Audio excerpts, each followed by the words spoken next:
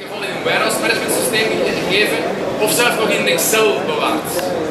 Nu, we gaan niet tonen hoe dat het vandaag er nog aan toe gaat, maar we gaan tonen hoe dat het kan eraan toe gaan.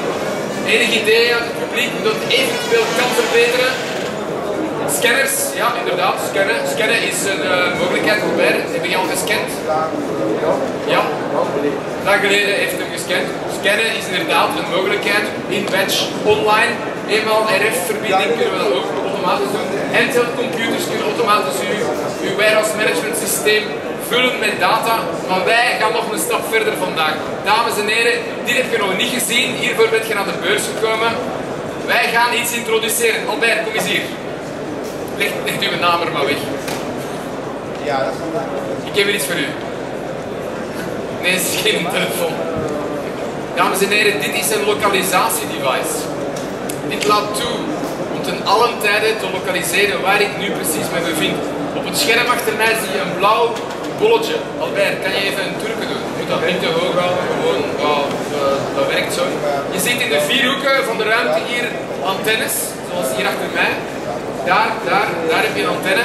Wat gebeurt er? Net zoals een navigatiesysteem gaat de afstand tussen Albert en de antennes, want ik ga niet zo ver Albert, ja, hier blijven alsjeblieft dat de mensen nu zien. Het is niet gesimuleerd. Je mag vragen waar het naartoe gaat, je ziet exact waar hij is. Wij weten dus nu exact waar Albert zich bevindt. Albert, kom een keer hier. Hop, hey. Wij zien ze 8,6 km per uur. Mensen, een applaus voor Albert, want dat is het snelste wat er al geweest is vandaag. Dank u. Albert, nu, graag hier. Ja. Oké, dames en heren. We zijn hier niet om te tonen hoe snel of hoe goed dat we onze magazinier kunnen volgen. Misschien is het ook wel een interessant geval, maar de vakbond, je weet wel. Mag ik mijn kast doen? Ja. We zijn hier om uiteindelijk de efficiëntie in warehouse te verbeteren.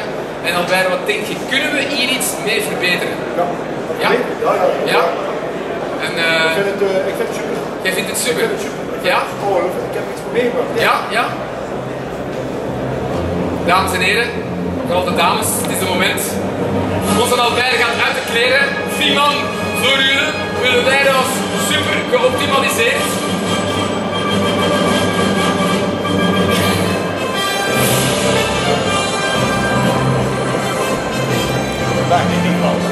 Albert, het is hier te doen. Zeer te doen. Ja, dank u. Bedankt voor uw enthousiasme. Goed, dames en heren, nu moet je eventjes inbeelden dat we niet meer Albert de magazinier hebben, maar dat hij wel in zijn super nieuwe, ecologische, zuinige, stille, geruisloze forklifttruck zit. Met vorken die automatisch kunnen voelen wanneer hij het palet opneemt of neerzet. Kan perfect technologisch ingevuld worden. Ik monteer het lokalisatiedevice op mijn forklifttruck.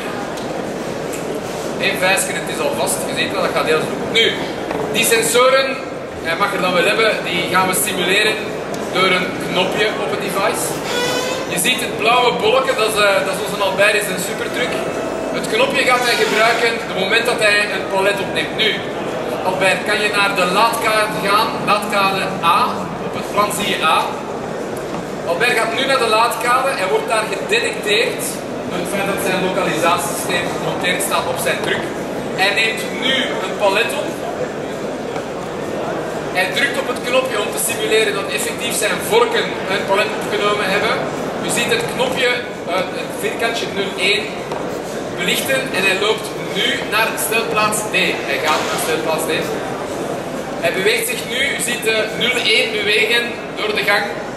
Hij komt langzaam maar zeker bij D aan. Zijn sensoren voelen dat hij de palet neerzet. Hij drukt op het knopje om dit te simuleren. En 01 is nu gelokt op stelplaats D. Zonder scanning, zonder whatsoever weten wij dat al wat er geleverd is op laadkaai A, want vandaar komt nu in stelplaats D. Kan je nog een palet mayonaise gaan halen op laadkaai A? Dank u wel bij. Hij gaat terug naar laadkaai A. Neemt de volgende palet daar. Sensoren voelen weer dat hij een palet vast heeft. Bevestigt dat door simulatie op het knopje. En brengt het nu naar stelplaats B graag. B zie je, ja. Zie je. Nog altijd enige intelligentie vereist van uw magazinier uiteraard. Dat kan door middel van zijn boordcomputer aangegeven worden. Zijn er zeker dat het op B is, al dan niet. Of eventueel een voice picking systeem. Hij bevestigt weer dat hij dit neerzet. Kan u misschien het andere palet toch alle nog op bestelplaats C gaan zetten? Ja, dat vind ik. Hij gaat dus effectief weer naar stelplaats D. De eerste palet die hij geplaatst heeft, hij neemt hem op, simuleert het feit dat hij die opneemt. U ziet 01 is genomen en hij brengt die nu naar stelplaats C. Nu, dit is virtual tagging. U kan elke transactie van welke paletdozen in uw omgeving gaan tracken. Wat kunnen we nog meer gaan doen? Is er iemand bereid om een supersonische forklifttruc te spelen? Nu gaan we veiligheid aantonen. We weten nu waar dat paletten staan en dergelijke. Wat is nog zo belangrijk in onze industrie? Dat we uiteindelijk veilig zijn. En wat we willen vermijden, dat we collisions hebben met twee forklifttrucken. Kan u zich naderen? Forklifttrucks. U ziet de afstand. Stop even. Stop. U ziet de afstand. De lijn verbonden tussen het zwarte puntje en het blauwe puntje geeft 2,75 meter. We naderen tot 2 meter. En de forklifttruck weten dat en stoppen. Wij gaan geen collision hebben of we gaan langzamer gaan. Nu, je kan nog iets anders doen uiteraard. Wij weten exact, al die data van onze forklifttrucks is gelogd in de database. Wij weten welke routes zij hebben genomen, de beste routes, de kortste routes, de misschien niet zo efficiënte routes. En kunnen dat ook analyseren en onze processen verbeteren. Dit en veel meer, voice picking, alle mogelijke boordcomputer oplossingen, scanning, printing. En Albert kan je bij ons vinden, dus aarzel niet, kom naar onze stand voor meer informatie. Dank u voor uw aandacht, dank u Albert voor de samenwerking en tot de volgende keer.